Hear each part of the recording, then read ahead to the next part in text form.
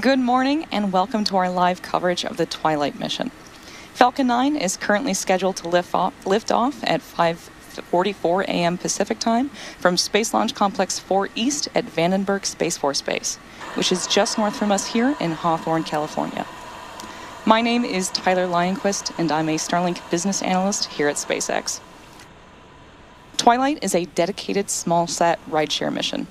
All of today's payloads are traveling to a specific type of sun-synchronous orbit known as a dusk-dawn crossing time orbit, which means the spacecraft will be flying roughly along the boundary between day and night, or twilight, where it's always breaking dawn. Sun-synchronous means the solar time at the spacecraft remains consistent, which provides advantages like consistent lighting for Earth imaging or for observing the sun. There are 47 payloads on this flight, including CubeSats, microsats, and hosted payloads. To date, SpaceX has launched more than 1,500 payloads to orbit for over 130 customers across our entire rideshare program. Right now, the weather is currently green on the Central Coast, and the range is ready to support. If needed, there is a backup launch opportunity tomorrow during a window that opens at 5:19 a.m. Pacific Time. One of the payloads on board today is Pandora, NASA's latest exoplanet explorer designed to look into the atmospheres of previously discovered planets orbiting distant stars. There are also two other NASA-related payloads on board today, manifested through NASA's CubeSat launch initiative and ExoLaunch. The Star Planet Activity Research CubeSat, or SPARCS, supported by Maverick Space Systems, is a telescope about the size and shape of a shoebox that will use thermal infrared cameras to study coronal mass ejections on small stars. And Black Cat, or Black Hole Coated Aperture Telescope CubeSat, is an X-ray space telescope that is optimized for the detection of X-ray emission from rare and bright gamma-ray bursts and X-ray flares from active galaxies with supermassive black holes. Pandora is a small satellite that will study at least 20 known planets using transits, events where planets passing in front of their stars cause tiny dips in the star's brightness. These observations will lay the groundwork for future investigations of potentially habitable worlds. So while the countdown continues, let's learn a bit more about Pandora.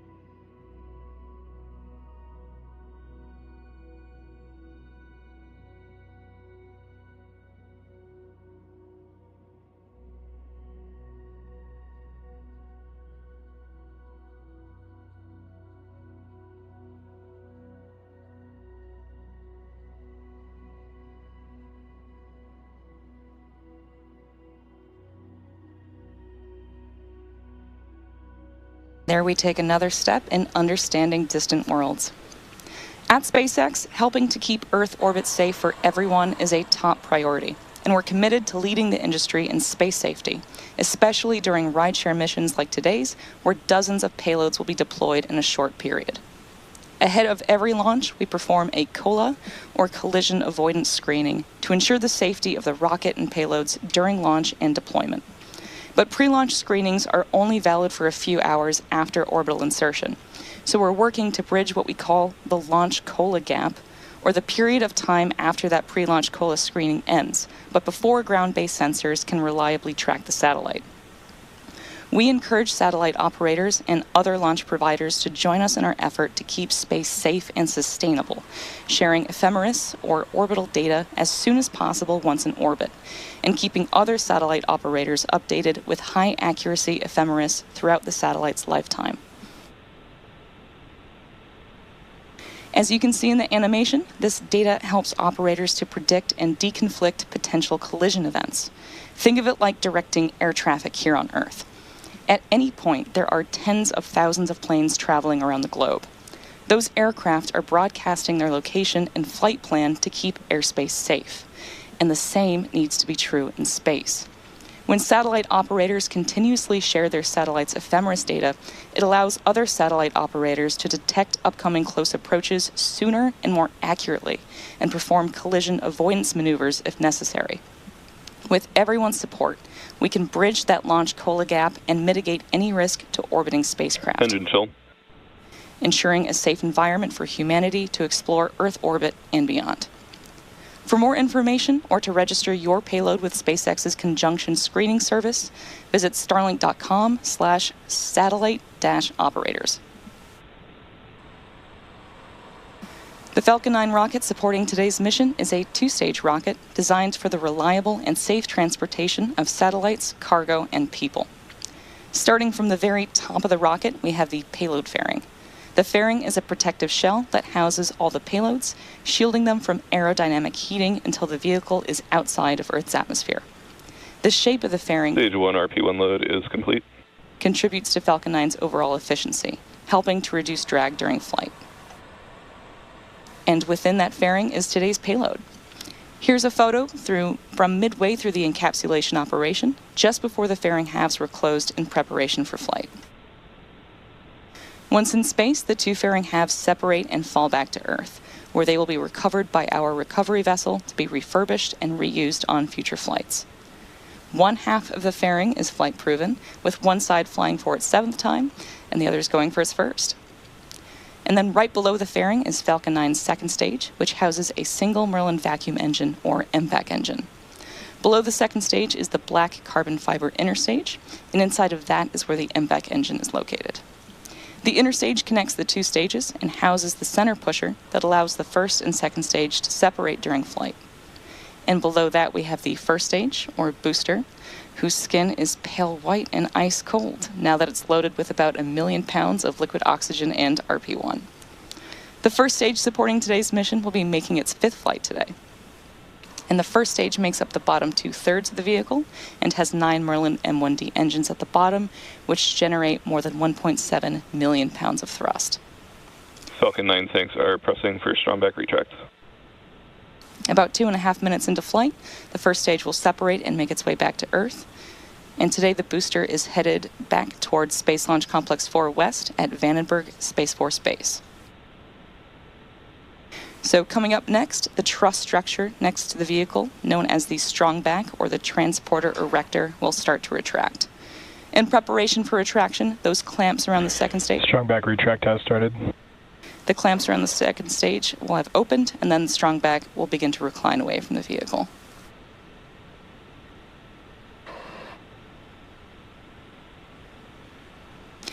And you can see that those arms are starting to come open now. It's going to take about 15 seconds for them to fully open, but once they're out of the way, then the strongback will recline back away from the vehicle and give it room for liftoff.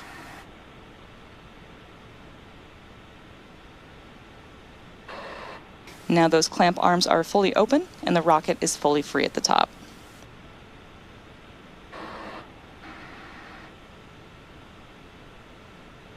The launch tower strongback is now moving away from Falcon 9, giving it room for liftoff.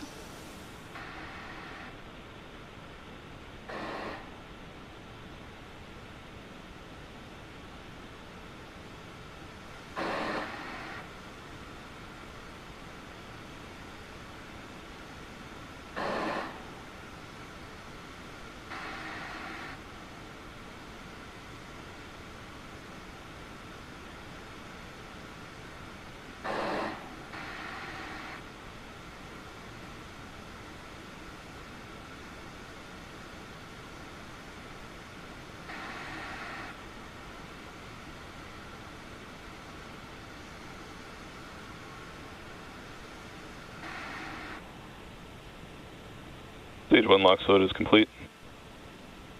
LOX loading has completed for the first stage, finalizing propellant loading for the booster.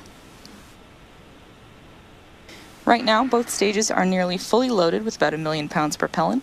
That includes RP1, which is a highly refined kerosene, and LOX, or liquid oxygen. Propellant is loaded late in the countdown, and that's intentional. Cold propellants are denser, and denser propellants means more performance out of the same tanks. So the colder it is, the more mass you can move. Before any of that propellant flows, though, the plumbing and engines are chilled down. That prevents thermal shock and boil off when the ultra-cold liquid starts moving. You may hear that referred to as engine chill.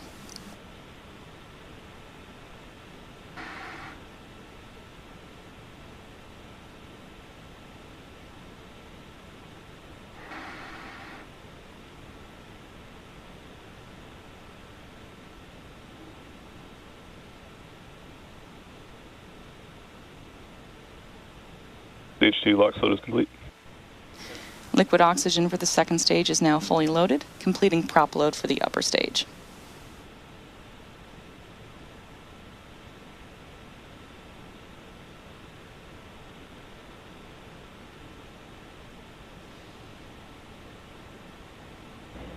Ground gas closeouts.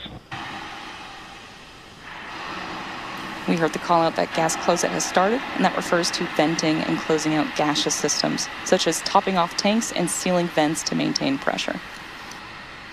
We're standing by now for the confirmation that Falcon 9 is in startup at the T-1 minute mark.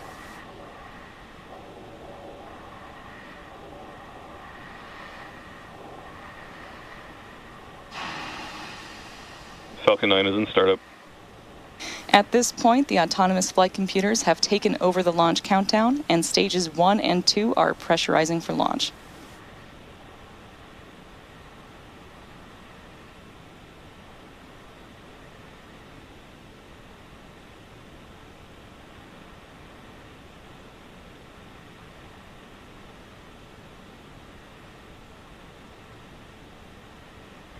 T-minus 3 seconds. LDs go for launch.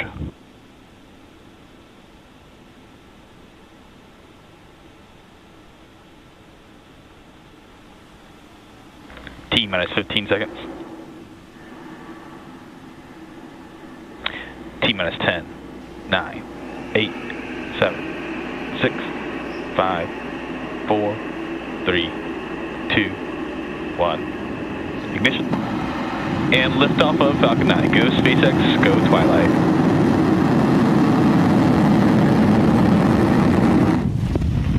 Vehicles pitching downrange.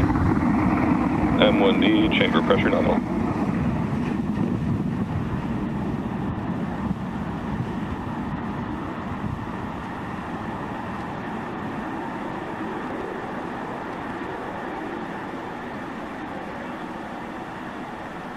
At T plus 30 seconds into flight, Falcon 9 has successfully lifted off from Space Launch Complex 4 East at Vandenberg Space Force Base in California. We're currently throttling down to prepare for max Q, the point of maximum aerodynamic stresses on the vehicle. Power and telemetry nominal. Max Q is reached when the air density of the atmosphere decreases faster Falcon 9 is supersonic. than the increasing speed of the rocket.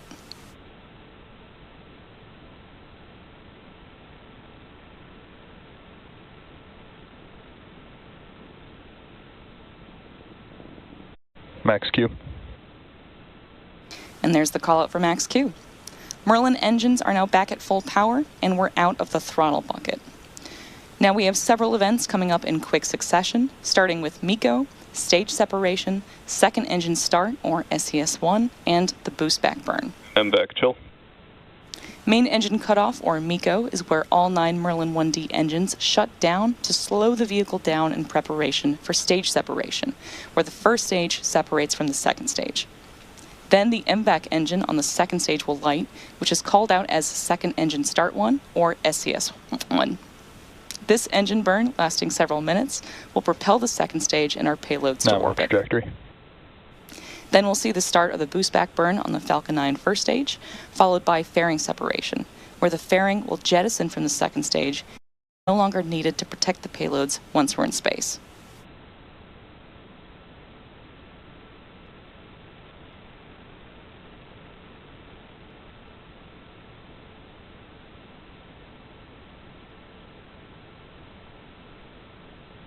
Main engine cutoff. Stage separation confirmed. MVAC ignition. Stage 1 boost back startup. And there you heard and saw those events that happened back to back, including main engine cutoff, stage separation, stage 1 flip, second engine start 1, and the boost back burn. Coming up next will be fairing separation in just a few seconds from now.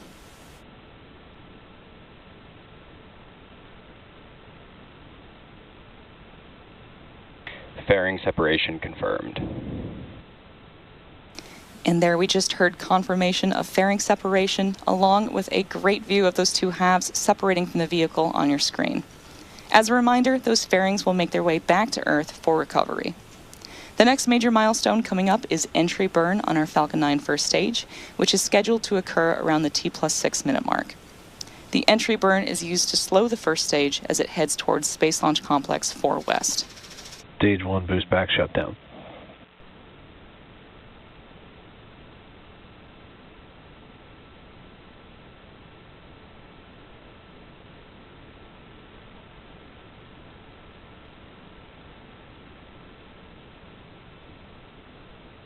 We're currently in our first MVAC burn, and this burn should last for another few minutes. The next milestone will be the first stage entry burn. Today, Falcon 9 is performing 2 burns in order to land. The first burn slows the vehicle down before hitting the denser parts of Earth's atmosphere. Without this burn, we'd only be using the atmospheric drag to slow down Falcon 9, which would add extra stress to the vehicle. Following entry burn, the booster will initiate the landing burn, which should slow the vehicle down even more for a successful landing.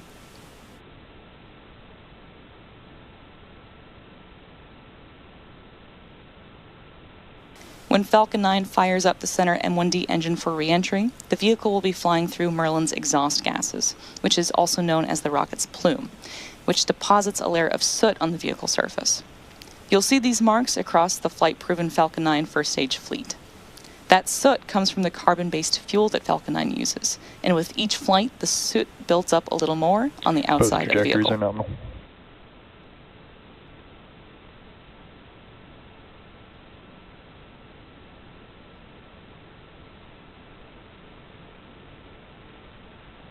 We are still over a minute away from the beginning of the entry burn. You can check out the telemetry on the bottom of your screen, and you can see that the second stage is still picking up speed and heading towards its destined orbit.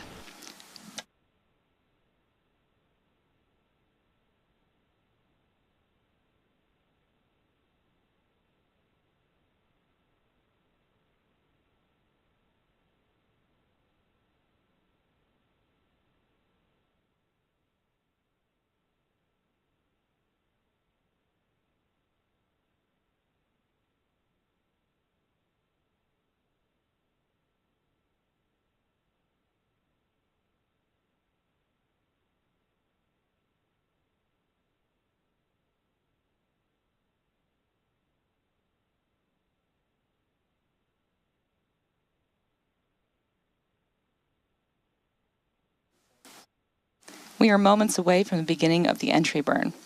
You should see the graphics light up as the engines do on the bottom of your screen.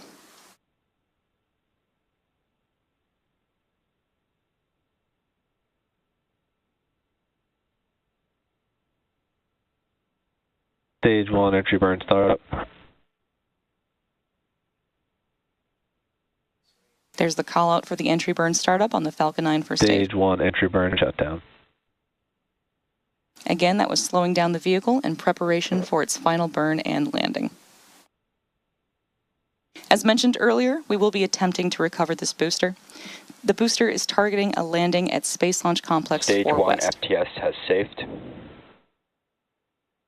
As this burn happens, you'll notice a decrease in both speed and altitude.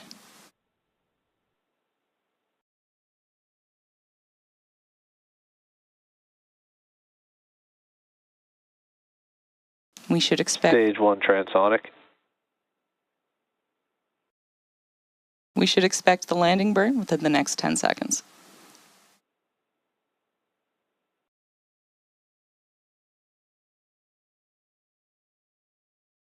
Stage 1 landing burn. And there you heard that call out for landing burn start on the Falcon 9 first stage. Again, this is the final burn that this booster will execute before touching down. Landing lead deploy.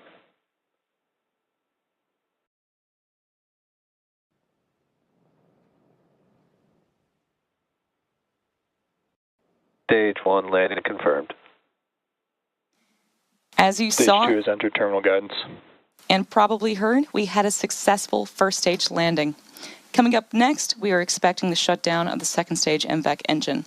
This is known as Second Engine Cutoff 1 or Stage SECO 1. 2 FTS has safed.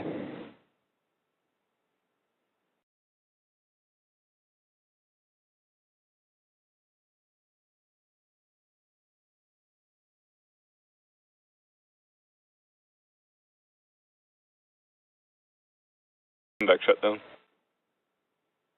There was a successful cutoff of our second stage engine, and now we're waiting for confirmation of good orbit. Nominal orbit insertion. There was the call out for good orbit. The second burn of our MVAC engine on board the second stage, or SES-2, will be around the T plus 52 minute mark, and payload deployment is expected to begin at about T plus 59 minutes. We'll be back at about T plus 50 minutes to bring you live coverage of SES-2. Until then, enjoy our space tracks, and we'll see you soon.